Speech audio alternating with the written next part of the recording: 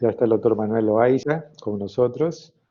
Así que vamos a entrar en la semana número 9, que ya es la segunda parte del curso de taller de elaboración de tesis. Así que hoy tendremos como encargado del teórico a cargo del doctor Manuel Loaiza. Dejamos el tiempo entonces con el doctor Manuel Loaiza. Adelante.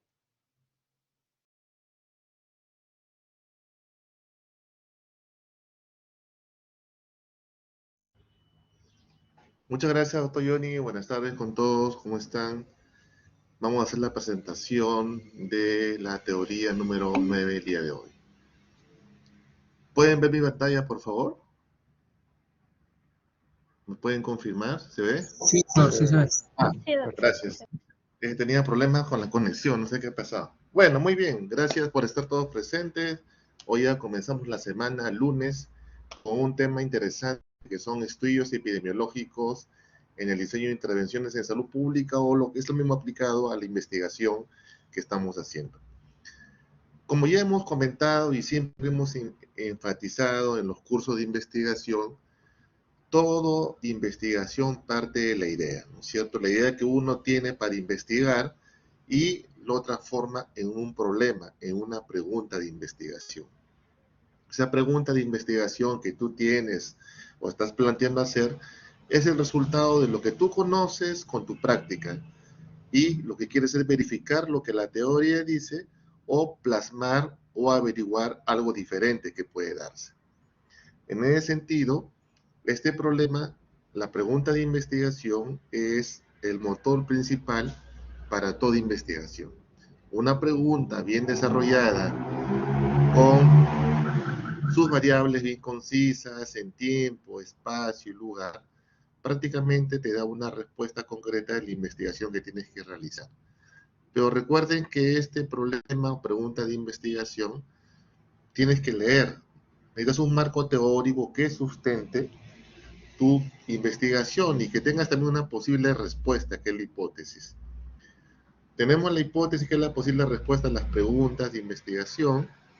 Necesitas para eso también objetivos que vas a hacer, cómo vas a hacer para conseguir esto, y luego vas al diseño metodológico, ¿no? El diseño es cómo tienes que relacionar esa variable, cómo lo vas a hacer, qué vas a articular, qué procedimiento vas a seguir, qué población, para que tengas un sustento, dependiendo si es un descriptivo, analítico, una correlación, por ejemplo, y que un mismo problema puede ser abordado de diferentes formas, y que en la pirámide de conocimiento puede ser de un cualitativo hasta un ensayo clínico, que sería el más alto nivel de la investigación, o un estudio de un metaanálisis, por ejemplo. Entonces, esto va pasando por escalas, pero depende mucho del investigador, qué es lo que va a desarrollar, hace la ejecución, la discusión, y finalmente genera una información en un contexto dado, o genera nueva información que es ciencia, genera un nuevo paradigma. Muy bien. Entonces, dentro de los diseños epidemiológicos tenemos dos importantes, dependiendo del punto de vista del manejo o de las variables. Hay el diseño observacional y el diseño experimental. Comencemos por el experimental, que es aquel donde las variables se pueden manipular, ¿no? Donde yo puedo hacer una manipulación de variables y puedo hacer una intervención. El ejemplo clásico es el que vimos ahora con la vacunación, ¿no? Con la vacunación de Sinopharm. Recuerdan que se buscó personas que se enrolaban, algunas le daban vacuna y otras le daban una destilada, que es el placebo. Y en esas, lo que se ha hecho es ver el efecto de la protección de la vacuna, sobre todo contra la forma severa, ¿no? Entonces son aleatorizadas, son al azar las poblaciones y se pueden determinar. Sin embargo, dentro de esto experimental también existe un cambio, que son los no aleatorizados, los cuasi experimentales, que tiene que ver que la población de inicio es igual a la población final. Y lo que se hace es un proceso, un procedimiento, y se ve el efecto en esta población. Como la población inicial es igual a la final, ya no se está aleatorizando, se llama cuasi experimental, porque es cuasi un experimento, pero ya la población es la misma de inicio al final. Por otro lado, tenemos los observacionales, donde no se manipulan las variables. solo se observan. Pero aquí hay dos cosas importantes. Puedes observar solamente sin un grupo de control o con un grupo control. Sin grupo control están los transversales, que es como una foto, y longitudinal, que son varias tomas. Si hacemos un símil entre una fotografía y un video, el transversal es como una fotografía y el longitudinal es como un video, ¿no? Son varias tomas, varios cortes. Y el otro es observacional con un grupo control, es decir, un grupo que te permite controlar y ver los efectos que tienes de la variable expuesta versus no expuesta. Y como esta tiene que ver con el tema de causalidad, si va de causa a efecto, ¿no? Tienes una causa, ves un efecto, es una corte. Pero si ves de un efecto a una causa, es un caso y control. Usualmente el caso y control fue creado después que la corte, porque tiene una característica más sencilla, es retrospectiva, y también permite con cierta precisión tener información, sobre todo de variables de asociación, ¿no es cierto? Que es, sobre todo para los factores de riesgo, son muy importantes para la salud pública. Entonces, este es un primer, digamos, vistazo de lo que tenemos, observacional y experimental, y cada uno con sus grupos. ¿Ok? Entonces, los observacionales, el investigador mide, pero no interviene. Tú solo observas lo que pasa, usualmente no tienes que hacer ninguna intervención, ninguna experimentación en esa variable. Mientras que los experimentales es intento activo para cambiar un determinante de enfermedad o el progreso de una enfermedad. Entonces, acá existen también algunos parámetros para la investigación de ensayos clínicos o comunitarios que tienen que ver sobre todo con la parte que es la aleatorización y lo que llamamos el ciego, ¿no? Que se llama enmascaramiento, de que las personas no sepan cuál es el verdadero medicamento para que no haya subjetividad. Entonces es importante que estos dos se cumplan en un ensayo clínico. En cuanto a los tipos de estudios, si ya lo ponemos de forma más concreta, tenemos dos, los observacionales y los experimentales que hemos conversado en el cuadrito que hemos visto. Igual, comencemos con los experimentales, ¿ok? Estos son conocidos como estudios de intervención, o sea, yo manipulo. Hay tres tipos importantes: el ensayo controlado randomizado o ensayo clínico, los ensayos de campo y los ensayos comunitarios. ¿Y esto qué tiene que ver? Usualmente el ensayo clínico es un ensayo muy determinado, muy puntual sobre un medicamento, un fármaco, una sustancia, que genera un efecto, y la idea es ver qué efectos tiene sobre los pacientes, ¿no? El ensayo de campo es un poco ya más amplio, estaba en la comunidad, pero es ver en las personas saludables cuál es el efecto que pueda darse. Y el ensayo comunitario son ensayos de intervención, donde se trata de intervenir comunitariamente y se mejora comunidades. Por ejemplo, el tema de fluorización en Estados Unidos, ¿no? Cómo a raíz de un descubrimiento casual de identificar que las caries y la incidencia disminuyen, se logra nuevamente hacer un proceso de fluorización en diferentes estados de los Estados Unidos y se logra mejorar el tema de la cantidad de caries que puedan tener a través de la fluorización. Entonces, una regla de esto es que el agua en Estados Unidos tiene fluorización suficiente que genere una protección contra la caries, ¿no? Por ejemplo, es una forma como tú vas trabajando. Entonces, estos son los experimentales. Se hacen, son importantes, pero tienes que tener mucha experticia, los investigadores tienen que tener calificaciones, necesitas apoyo económico para generar esta información. Ahora son los otros, los observacionales, dijimos que son dos. Los que describen en tiempo, espacio y persona, y los analíticos. El descriptivo es una variable que se describe. El analítico ya son usualmente dos variables que se ve su relación. Si sube o baja o son iguales. Entonces esta relación tiene que ver primeramente con cuatro tipos. Dijimos que hay dos que son con control, como caso control, ¿no es cierto? Que ve individuos y es como caso referencia, o la cohorte, que es un seguimiento, ¿no? La cohorte es un seguimiento de personas en un tiempo que permite identificar los efectos que pueden acarrear por una causa que se está vigilando. Y los otros son de dos tipos, uno que son ecológicos, conocidos como correlacional, que tiene que ver comparar poblaciones. Por ejemplo, yo quiero comparar la población de cáncer de Perú con Japón, por ejemplo, por el insumo de comidas ahumadas. Entonces yo hago una fuente, veo las bases de mortalidad y las comparo según ese criterio. Y puede haber una correlación, ¿no? Es una ecológica, es un poblacional. No me señala personas ni me identifica claramente, pero me da a entender que hay un problema que puedo identificar.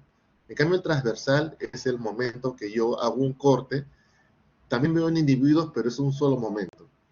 Eso es lo que se ve en la prevalencia. Es decir, recuerden que en epidemiología hay incidencia y prevalencia. Incidencia, número de casos nuevos. Prevalencia, nuevos más antiguos.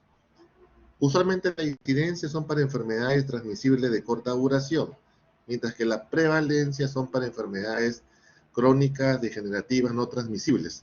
Entonces, cuando yo hago un transversal, yo a veces no sé si estoy viendo la causa, el efecto, o en qué momento de la enfermedad estoy viendo. Entonces, encuentro asociaciones posiblemente que puedan darse, pero no son, digamos, importantes o afianzar o generar una inferencia suficiente como un caso control o una corte. Entonces, me da información, pero ¿para qué? Para hacer hipótesis que podría plantear con un estudio de mayor significancia. Entonces, estos son los estudios que tenemos y los que vamos a ver ahora de forma más rápida. Otra forma importante también que se clasifican los estudios son de acuerdo a la intervención del investigador, ¿no? Dijimos que la activa se llama así porque es experimental o cuasi experimental. El investigador está manipulando la variable, y la pasiva, que es la observacional. Otra según la dirección, dijimos causa-efecto o efecto-causa. La causa-efecto es el clásico corte, ¿no? Son personas que comienzan y se comienza a evaluar. En cambio, el efecto causa está el problema y voy hacia atrás para buscar las causas, que es un caso control. Ahora, dependiendo de esto, si yo tengo un problema y lo voy a buscar hacia adelante, a recolectar la información de forma prospectivo. Una corte es prospectiva usualmente. Retrospectiva, cuando voy hacia atrás, puede ser un caso control usualmente. O también hay histórico prospectivo, que son cortes históricas que se tienen, por ejemplo, el seguimiento de registros, historias en algunas patologías que pueden ser de una corte histórica dependiendo de la información que se tenga. Entonces, puede ser variado. Ahora también, de acuerdo al número de poblaciones estudiadas, dijimos el descriptivo, una variable solo describe, es importante sí, porque genera información para generar hipótesis. El comparativo es mejor porque genera asociación entre dos variables. De acuerdo al número de mediciones hechas, dijimos o un corte, un hacha transversal o longitudinal, ¿no? Varias medidas. Según el método de recolección de la información, si es una fuente primaria, yo hago una encuesta, por ejemplo, para ver satisfacción de las personas con Netflix, se me ocurre. Entonces yo hago una encuesta a los estudiantes, la hago de forma prospectiva, son fuente primaria. Pero si quiero ver, por ejemplo, las características de la anemia en la población, voy a la encuesta ENDES de forma retrospectiva, una fuente secundaria, y esa información la uso para hacer mi análisis correspondiente.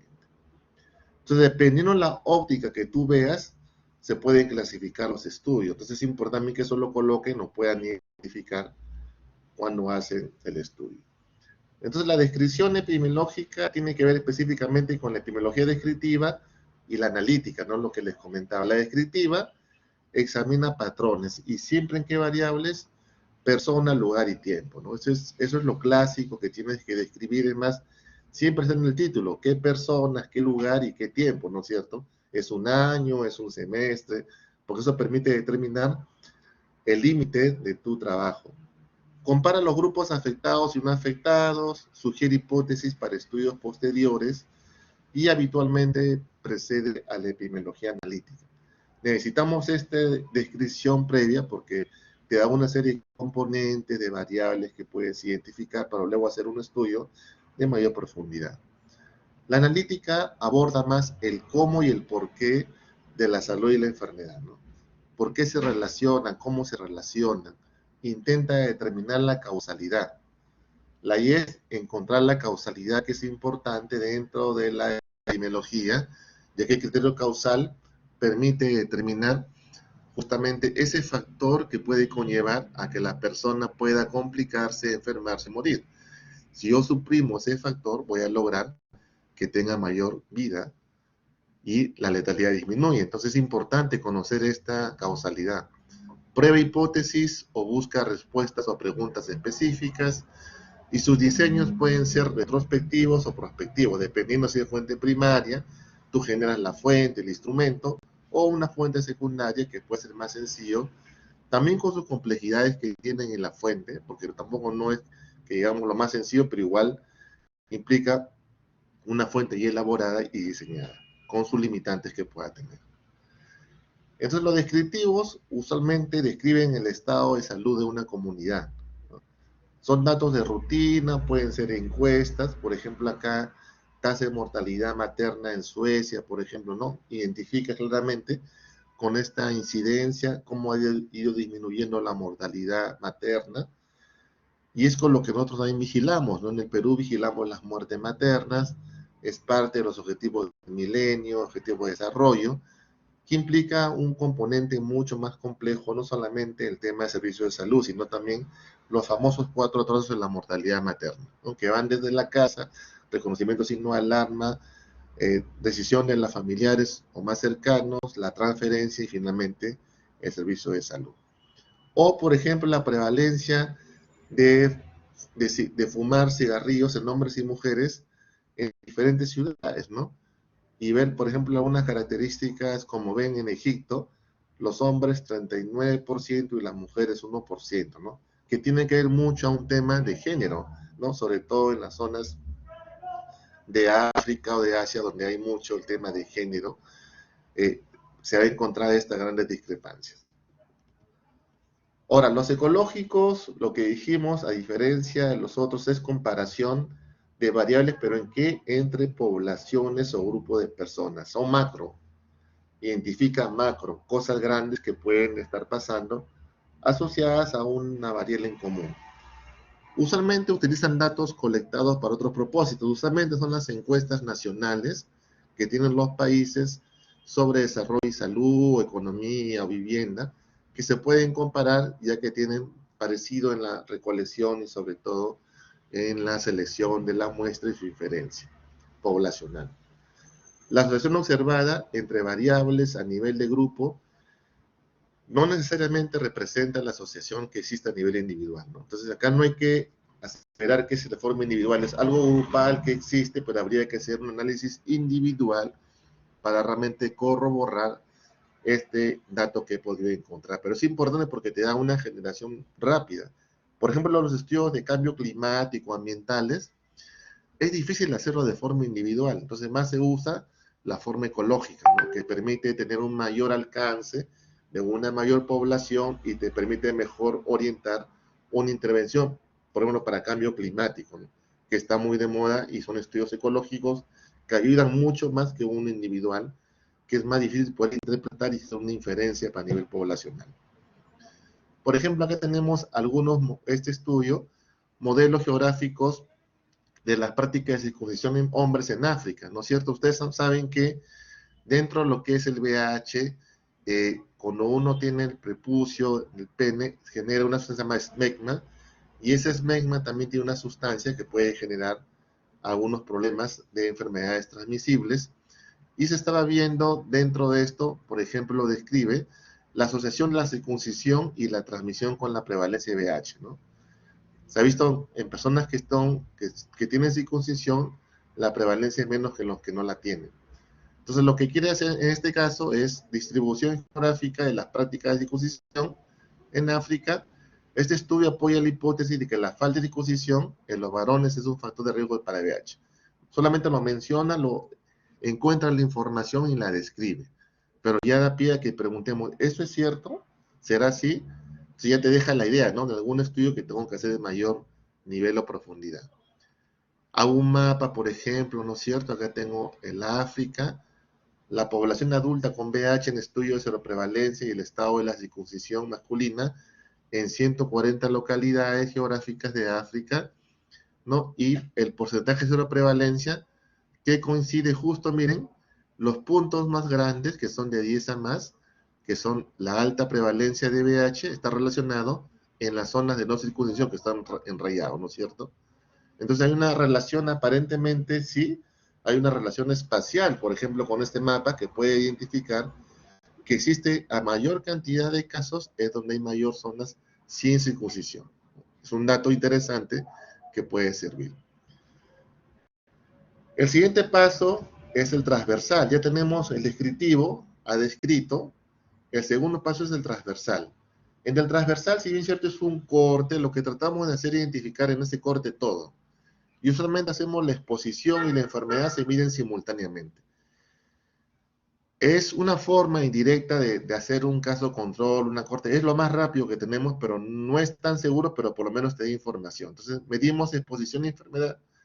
Y acá que depende, depende mucho, dos condiciones importantes, conocer la historia natural de la enfermedad y conocer la cadena de transmisión epidemiológica, ya que eso te permite ver cómo es la enfermedad en el tiempo, la transmisión, los contactos, la patogenicidad, la virulencia, para poder saber si los cortes que estás haciendo tienen alguna relación con los datos que puedas encontrar para encontrar una explicación. Brinda información acerca de la frecuencia y distribución de diferentes factores de riesgo y o daños a la salud. Tú puedes, múltiples factores puedes trabajar, pero recuerda que no son el momento preciso, ¿no? Puede ser que no encuentres, porque el momento que has tomado el corte está ya en la fase de remisión, o está en la fase inicial que no todavía tiene signos y síntomas característicos. Es sencillo, es un periodo único, breve y bien delimitado, ¿no? Es un punto muy delimitado porque es un transversal lo que estamos haciendo. Usualmente esto se denomina el estudio de prevalencia, ¿no? Porque mide los casos nuevos y los nuevos más antiguos.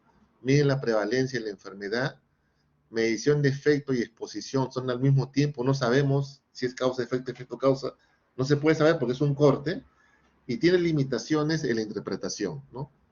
¿Cuál es primero? Es un poco nuestra debilidad.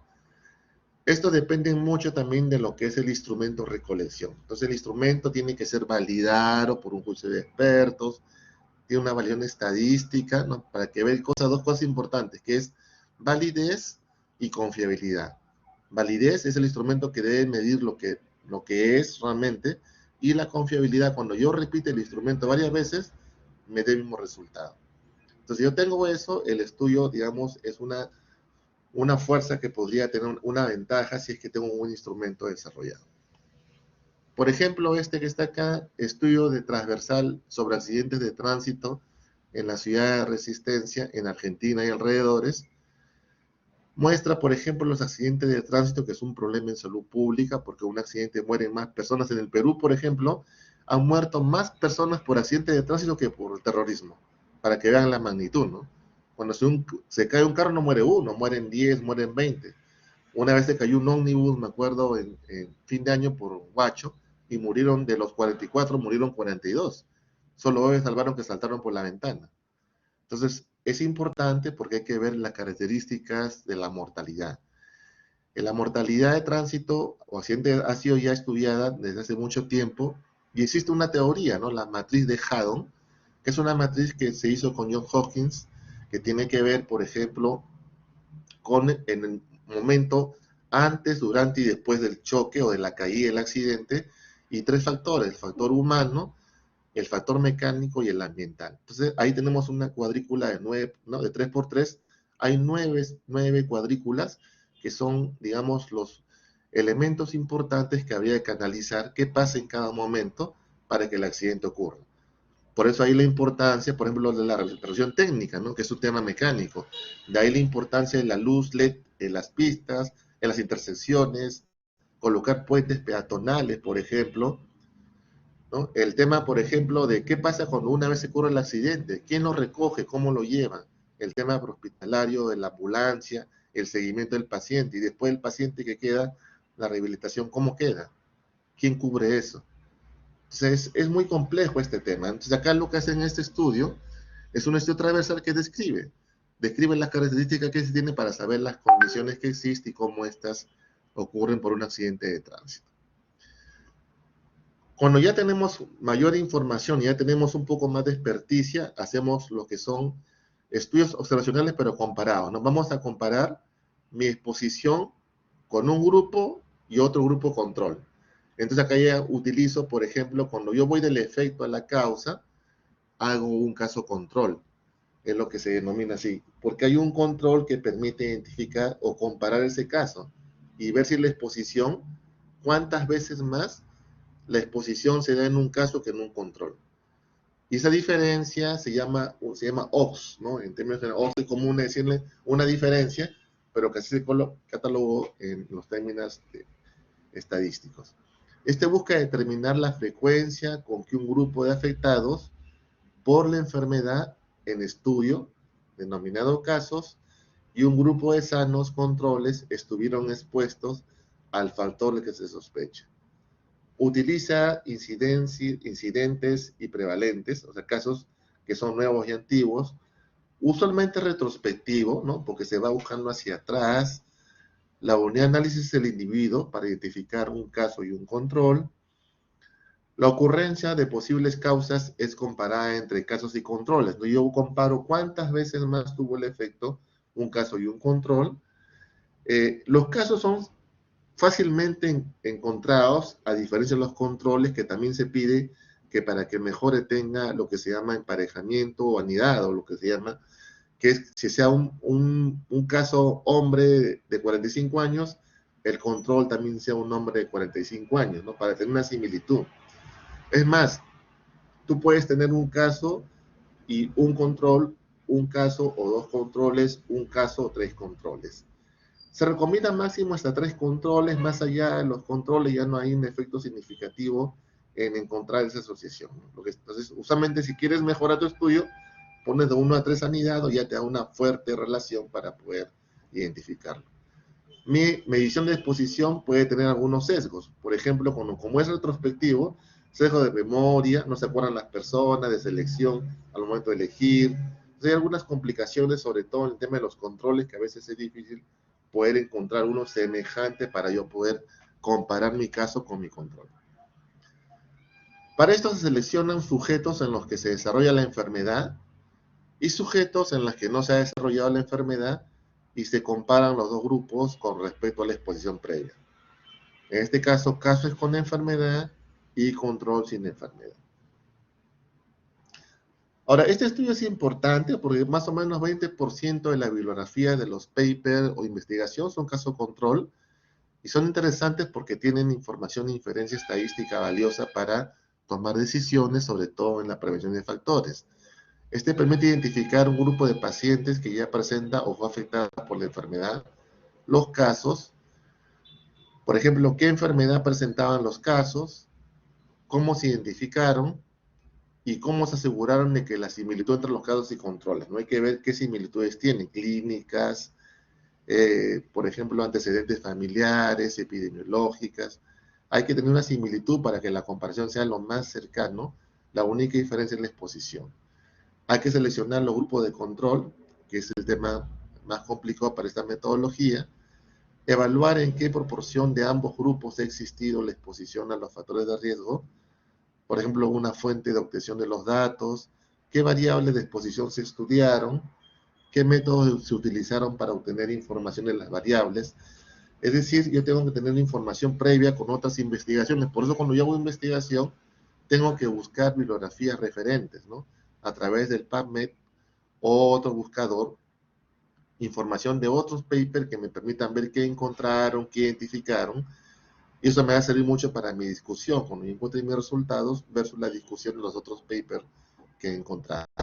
Hay también que comparar la proporción en qué casos y controles han estado expuestos a la variable. Son datos que se deben considerar cuando se hace un estudio caso-control. ¿No? Dijimos acá claramente, está la población, los casos de personas con enfermedad, sin enfermedad, y vemos la exposición y la no exposición del factor que estamos evaluando. El tiempo, ¿no es cierto?, es del efecto a la causa y son retrospectivos usualmente. ¿no es cierto? Entonces, esta es la forma como se desarrolla y cómo se hace este tipo de estudios. Requisitos importantes para los controles, a lo menos variado por su ya lo que dijimos, de preferencia, obtener el mismo entorno para poder compararlo y haya una relación, asegurarse que no sean casos, a veces ponemos controles, pero cuando identificamos son casos, por eso es importante una definición operacional de caso y una definición operacional de control, para que quede claro de cuáles son casos y controles. Y que existe una misma potencialidad de verse expuestos que los casos, ¿no? Que tengan el mismo chance de tener la exposición. Se debe una relación que existe esa posibilidad de que ocurra. Usualmente estos estudios se hacen en una tabla 2x2, ¿no? Se ponen acá la exposición al factor de riesgo, expuesto o no expuesto, y acá el caso in control, o el enfermo y el no enfermo, ¿no es cierto? Se ponen letras usualmente, A, B, C, D, y la medida que se usa para el caso in control se llama odds ratio, ¿no?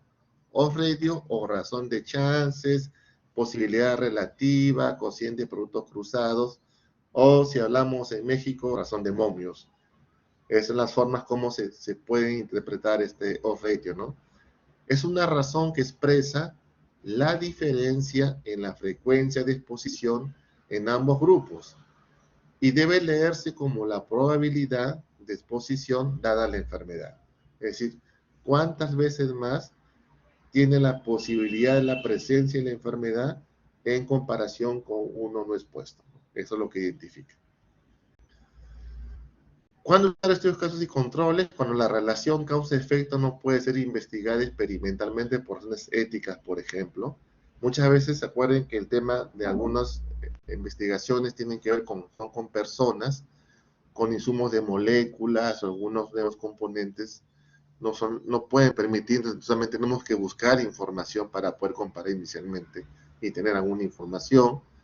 Cuando el efecto o la enfermedad de interés aparece luego en largo periodo, ¿no es cierto? Como dijimos que es un corte, usualmente en caso de control es mejor cuando aparece esto, cuando la incidencia y la prevalencia de la enfermedad son muy bajitas, ¿no es cierto? Porque si hago eso con un caso, con un transversal, no voy a poder saber, no puedo identificar, en cambio casi puedo identificar porque a pesar de que tiene incidencia corta de la enfermedad, puedo encontrar las características. Cuando necesite orientar qué factor o grupo de factores son determinantes de una enfermedad, y cuando se esté iniciando el conocimiento de una enfermedad, ¿no? Por ejemplo, para el tema de COVID es muy importante tener estos factores porque recién estamos generando información de un conocimiento nuevo de una enfermedad emergente para tener la idea de qué factores podríamos identificar en momentos de crisis. Por ejemplo, si veo este estudio, similar al otro, pero ¿se acuerdan? Primeramente vimos un estudio inicial, ya ¿qué cosa mide? Patrones de comportamiento sexual y otros factores de riesgo para la infección por VIH en Tanzania rural, estudio de casos y controles, ¿no? La diferencia, tiene por objetivo determinar la asociación entre VIH y los modelos de comportamiento sexual y otros riesgos de factores en la población de Tanzania, ¿no es cierto? Entonces acá tengo casos y controles, casos 338 y controles 1078, ¿no es cierto? Entonces, las conclusiones, muchas por infección por VIH se producen por transmisión sexual. Algunas personas son de alto riesgo de infección por VIH a través de un gran número de parejas sexuales, mientras que algunos están en situación de riesgo a través de su cónyuge de pareja estable. El papel de la circuncisión en la transmisión de VIH en el sexo comercial nuclear parece desempeñar papel insignificante en la transmisión de VIH. Nuestros resultados confirman una notable heterogeneidad en el riesgo de VIH, lo que indica el alcance de las estrategias de reducción de riesgo. No, según este estudio, ser circuncidado o no, no tiene mucha significancia, porque ya se ha visto de forma individual, más cercanamente a lo que ocurre en cada persona. Ahora, cuando yo tengo oportunidad de mayor tiempo y tengo ya personas para seguir, uso una cohorte, ¿no? La cohorte viene del latín cohortis, que es lo que usaban, es un décimo, una legión de del Imperio Romano, una legión prácticamente era una corte, era una cantidad de personas determinadas, el seguimiento de los soldados para el tema bélico que usaba el Imperio Romano. Entonces la corte es un seguimiento de los pacientes que van siguiendo y pueden salir de la corte o fallecer, ¿no es cierto? Son las dos formas, y ver los efectos que van ocurriendo. Entonces, existe evidencia de asociación de la enfermedad y una exposición. Cuando yo quiero saber realmente, ya tengo alguna información, por observación clínica o algún tipo de estudio, puedo hacer un seguimiento de esa corte. Si la exposición es rara, pero la incidencia de la enfermedad entre los expuestos es alta, también puedo usar una corte. Cuando el tiempo entre la exposición y la enfermedad es corto, también puedo usar una corte. Las pérdidas pueden ser minimizadas a través de un control, sobre todo adecuado, y buscar que las personas no salgan del estudio, y si existen suficientes recursos, es factible hacerlo, ¿no? Porque esto sí tiene un alto costo en el seguimiento de estas personas y la adherencia al seguimiento. Acá existe un grupo de personas clasificadas según exposición a un factor de riesgo. Hay que hacer un seguimiento para observar la aparición de la enfermedad y proporciona la mejor información sobre causalidad, ¿no? Entonces, digamos que este estudio, como yo voy siguiendo, veo realmente un mejor efecto porque en el tiempo va plasmando este tema de causa-efecto que generan mayor información que los otros. Para la corte se selecciona un grupo de personas sanas, o sea, se llama corte, que se clasifican en subgrupos, que según la exposición a una causa potencial de enfermedad u otro resultado final. Se precisan largos periodos de seguimiento, por lo cual decía que es costoso. Se necesita de buena información sobre causalidad y sobre riesgo. No hay que estar monitoreando permanentemente con registros para observar realmente esta causalidad. Como ven ustedes acá, a diferencia del caso control, tenemos en la población personas sin enfermedad, están expuestos, no expuestos, y quién tiene la enfermedad o no tiene enfermedad, y en los no expuestos, quién tiene la enfermedad y no enfermedad. Es causa-efecto, usualmente son de tiempo prospectivo, ¿no? Hacia adelante. Igual que el anterior, una tabla de contingencia, tenemos acá la exposición de expuestos y no expuestos, y acá vemos enfermó o no enfermó, o significa enfermo o sano, ¿no? Igual la relación que encontramos, acá se llama riesgo relativo. En este caso, por ejemplo, tenemos acá, se quiere estudiar el cigarro como factor de riesgo de cáncer de pulmón. De 40 fumadores se enfermaron 10, de 460 no fumadores se enfermaron 20. Entonces, es importante también hacer estudios previos de porcentajes, prevalencias, tasas, antes de tomar decisiones previas a un estudio, ya que también permite ver la cantidad de casos que puedan haber dependiendo la forma de la enfermedad o la forma de la recepción del individuo en responder a estas notas que pueden aparecer. Por ejemplo, acá tenemos este estudio que estamos haciendo, ¿no? Fumaron y se enfermaron o tuvieron cáncer 10, fumaron y no tuvieron cáncer 30. No fuman y tienen cáncer 20, no fuman y no tienen cáncer 440. Entonces esta relación es la suma de los que fuman, expuestos o no expuestos, la suma de los sanos no sanos, en total la población son 500, y lo que es un riesgo relativo, ¿no es cierto? El riesgo relativo da un valor asociado a pruebas estadísticas que se pueden hacer con aplicativos informáticos. Este riesgo relativo es importante porque tiene que dar el valor de referencia es 1. Cuando es 1, no hay relación, igual el caso de control. Cuando es OR o RR1, es nulo. Cuando es mayor de 1, existe una asociación que se llama factor de riesgo.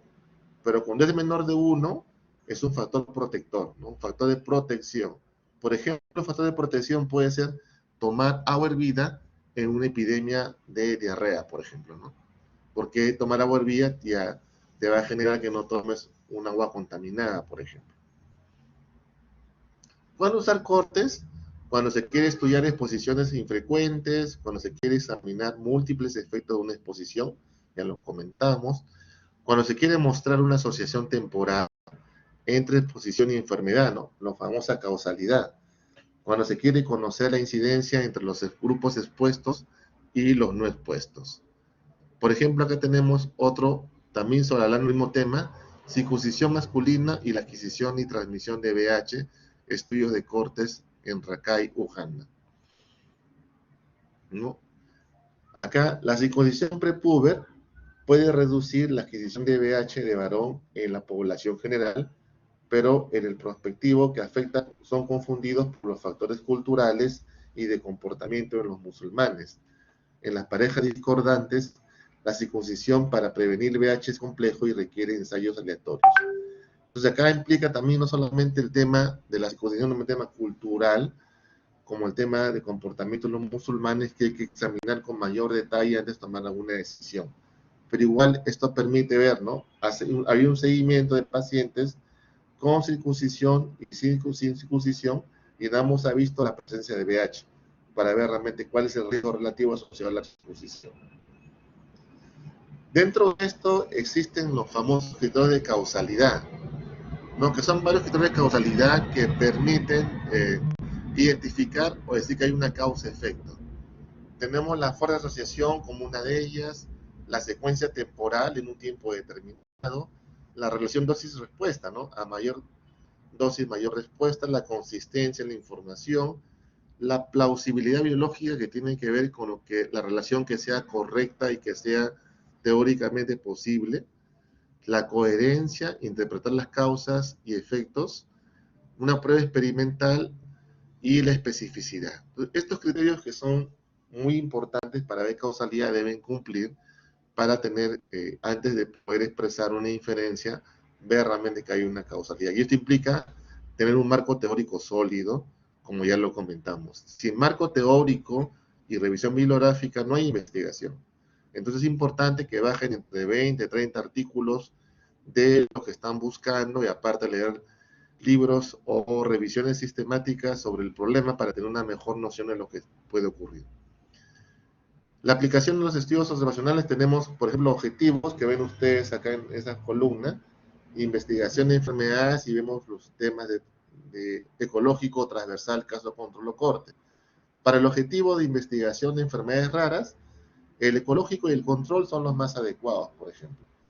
Para la investigación de causas raras, tenemos al ecológico y a las cortes. Para la evaluación de múltiples efectos de una causa, tenemos a la corte como el más fuerte, seguido por las transversal y el ecológico con menos fuerza. El estudio de múltiples exposiciones y determinantes, tenemos al caso control con más fuerza, seguido por la corte, porque hay una comparación con una población, y en menor fuerza el ecológico y el transversal. Cuando hablamos de mediciones de relaciones en el tiempo, la corte es mucho más fuerte, seguido por el ecológico y tercero el caso control. Igual para la medición de incidencia, ¿no? La corte es mucho más fuerte.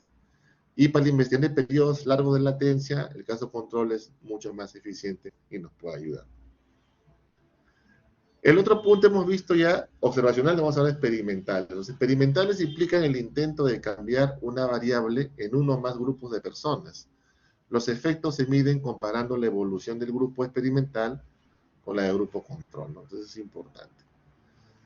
Para esto hay ensayos clínicos controlados, los ensayos clínicos en humanos con la finalidad de medir y comparar la eficacia de una intervención de tipo profiláctico, diagnóstico, terapéutico u otra medida necesaria para generar un bien a la salud, ¿no? Evaluando los efectos nocivos y viendo el riesgo-beneficio de la población que lo va a consumir. Entonces, estos ensayos controlados randomizados permiten la evaluación de un nuevo régimen preventivo terapéutico que se tiene que brindar, sobre todo ahora que hay enfermedades como la resistencia bacteriana o enfermedades emergentes. Se asigna randomizadamente a grupo tratamiento y grupo control, es decir, ¿qué es randomizar? Es al azar, ¿no? Aleatoriamente. Acá lo que importa es que sea aleatoriamente la randomización. Participantes en el estudio tienen características comparables.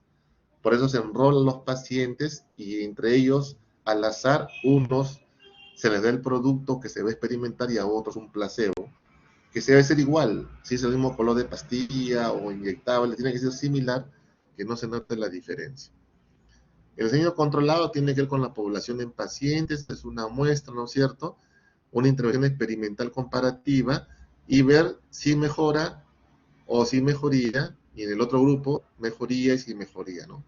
Ponemos la vacuna, ¿no es cierto? Con vacuna, sin vacuna, enfermó, no enfermó, enfermó, no enfermó. Sobre todo en nivel de que vaya a UCI.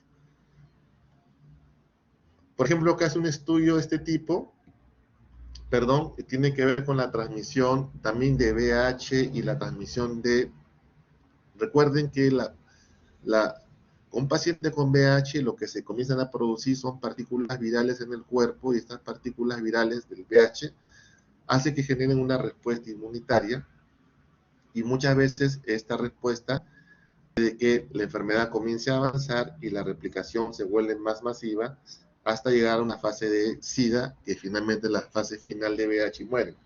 Entonces, como son tratamientos que son retrovirales, o conocidos como TARG en el país, que lo que hacen es disminuir la replicación,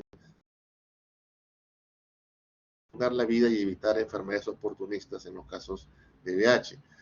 Entonces, uno de los temas importantes en el África, que se trabaja mucho, es el tema de la transmisión materno-infantil, ¿no es cierto? Que puede ocurrir una madre gestante con VIH ocasionaba a niños con VIH. Entonces, se trabajó con tratamiento con sidobudina, que es un antirretroviral, y se hizo una experimentación.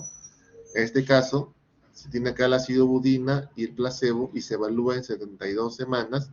Se ha hecho un seguimiento de los pacientes, ¿no? Para ver la probabilidad de transmisión. O sea, acá tengo la población y voy siguiendo, pero voy midiendo a unos sí le entregué y a otros no, y ver cuánto puede proteger.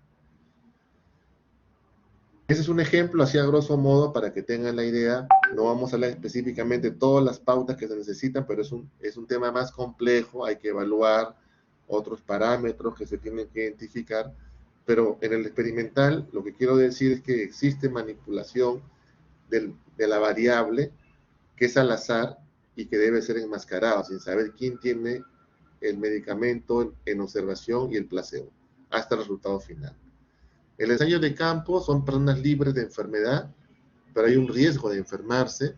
No están hospitalizadas, pero el muestreo se hace para asignación a grupos, por sorteo o mecanismo que permite identificar este ensayo de campo, ¿no? Acá se tiene que ver la población, al azar se pone intervención preventiva y no preventiva, y lo que hago es ver quién tiene la enfermedad o no la enfermedad, ¿no? Por ejemplo, puedo hacer un ensayo de campo para evaluar la capacidad del Papa Nicolau, por ejemplo, de detección temprana, ¿no? Entonces, ¿qué tan importante es una prevención secundaria en una población que tiene mucho cáncer de cuello uterino, por ejemplo? Entonces, puedo ver el efecto porque voy a manipular esa variable y voy a ver cuánto se hace. Entonces, habría que identificar, pero recuerden que es el tema ético. A uno podría hacerle Papa Nicolau y otro no. No, ¿no es cierto? Entonces, ven que hay ciertos temas acá de muchos más temas éticos que en los otros casos, que son los observacionales, que yo no hay casi ahí no hay muchos problemas éticos, son fuentes secundarias. En cambio, estos que son prospectivos, hay que tener mucho cuidado con los temas éticos. Este es otro ejemplo, por ejemplo, tenemos acá, perdón, que es la prevención de circuncisión de VIH en hombres en Raquel, un estudio randomizado, ¿no? Aquí es un estudio observacional ecológico que sugiere que la circuncisión reduce el riesgo de VIH en la adquisición en hombres. Entonces acá habla un poco más ya con el método de los que son circuncidados, VIH negativos entre 15 y 49 años, con test de VIH para la evaluación y un seguimiento de entre 24 meses para poder identificar a estos pacientes, ¿no? Entonces, ven acá, hacen un seguimiento, ponen un grupo de intervención, grupo control, un grupo de intervención y la incidencia y los factores de 0 a 6 meses, de 6 a 12, de 12 a 24 y total de los participantes y los valores de incidencia. Es importante que, como ya se comentó, todos los que son datos estadísticos tengan siempre un intervalo de confianza del 95% y un p-valor, ¿no? Que es la significancia estadística que puedan tener estos factores que vamos a evaluar. Los ensayos comunitarios, para finalizar, son grupos de tratamiento, son las comunidades, útil para evaluación de enfermedades ciudades con fuerte influencia de condiciones sociales, número pequeño de comunidades, difícil de randomizar. Como no se puede randomizar, se hace con toda la comunidad para ver cómo puede darse. Por ejemplo, encontrar casos de tuberculosis en una villa a través de una intervención programada en Etiopía, ¿no es cierto? Entonces acá tenemos 32 comunidades, por ejemplo, en 2 distritos. Estas 2 comunidades fueron elegidas al azar, 12 comunidades asignadas para la intervención grupal y 20 comunidades asignadas para el grupo. Entonces yo puedo acá comparar, por ejemplo, 2 técnicas, una que sea el esputo convencional y otra técnica que sea de repente más eficiente. Entonces, igual con los diagnósticos, pero de repente una técnica es mucho más eficiente que la otra para poder medir. Entonces ahí es un estudio poblacional y finalmente que me permite identificar la mejor técnica que yo pueda tener de información para que en salud pública pueda cubrir la mayor cantidad de personas en corto tiempo, rápidamente, y evitando o cortando la cadena de transmisión que me importa en los temas de tuberculosis. Entonces, los estudios epidemiológicos, hay estudios descriptivos. La pregunta es, ¿cuál es la frecuencia de la enfermedad? Está la descripción de tiempo, espacio y lugar. Los analíticos, ¿por qué esta persona tiene esta enfermedad? Otro, la exploración de las causas de las enfermedades que se pueden dar. Y los experimentales, ¿cuál es el efecto de la intervención X en la salud? Evaluación de medicamentos, vacunas, intervenciones en prevención se pueden hacer con estudios experimentales. Y la prueba de asociación entre un factor de riesgo y un problema de salud permiten a estos estudios tener mejor relación. Listo, muchas gracias por su atención. Recuerden que esos estudios son importantes porque esto va a ser la forma como van a analizar sus variables, su población y su análisis que van a tener que hacer con los estadísticos que hemos ido viendo en el transcurso de la clase. Muchas gracias.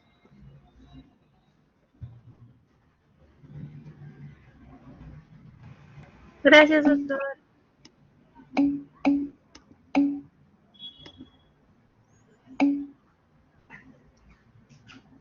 Muchas gracias, hasta luego, nos vemos, cuídense.